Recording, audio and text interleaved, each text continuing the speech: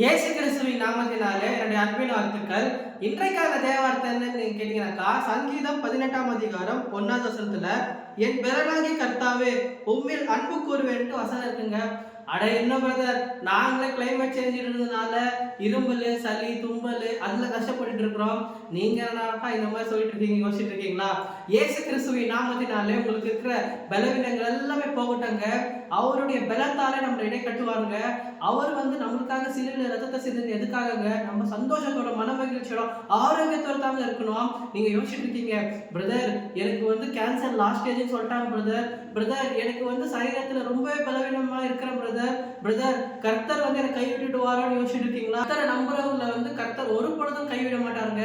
கர்த்தாவே உண்மையில நான் அன்பு கூறுகிறேன். நீங்க எதை தெரியுமா பண்ணிடுறீங்க? உங்களுக்கு எதனா பலவீனம் வந்த உடனே உங்க ரிலேட்டிவ், உங்க ஃப்ரெண்ட்ஸுங்கள, அதே போல டாக்டருங்களை நம்புவீங்க. அவங்க என்ன சொல்லுவாங்களோ அதை நம்புவீங்க. ஆனா கர்த்தருடைய வார்த்தை என்ன சொல்றதோ அதை நம்பவே மாட்டீங்க. எதுக்குங்க இப்படி இருக்கிறீங்க? கர்த்தர் இடத்துல வாங்க. கண்டிப்பா இன்னைக்கு இந்த வீடியோ யாரெல்லாம் பார்த்துட்டு இருக்கீங்களோ உங்களுக்கு தான் கர்த்தர் பேசிட்டு இருக்கிறாரு.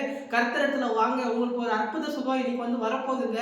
யாரெல்லாம் கஷ்டத்தோட இருக்கிறீங்க, கண்ணீரோட இருக்கிறீங்களோ, இதுக்கு மேல முடியாதுன்னு நீங்க தீர்மானிச்சுக்கலாம். கர்த்தர் உங்களை ஒரு பொழுதும் கைவிட மாட்டாருங்க.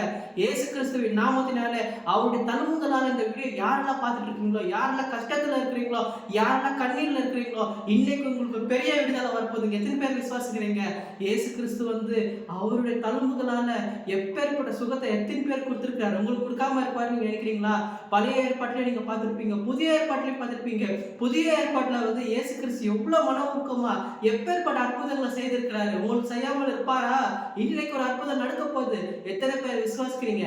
இயேசு கிறிஸ்து கூட தான் இருக்கிறாரு. இன்னைக்கு ஒரு அற்புதம் நடக்க. யாரெல்லாம் அவங்க நோயாளின்னு சொன்னாங்களோ, யாரெல்லாம் அவங்க ஒரு மாதிரி கேவலமா பார்த்தாங்களோ, அவங்களுக்கு முன்னாடி சொல்லுங்க, இயேசு கிறிஸ்து இன்னைக்கு எனக்கு ஒரு பெரிய அற்புதத்தை செய்துட்டாருன்னு சொல்லுங்க. டாக்டர்கிட்ட போய் சொல்லுங்க. எந்த டாக்டர் உங்ககிட்ட சொன்னாரோ அதே டாக்டர்கிட்ட போய் சொல்லுங்க.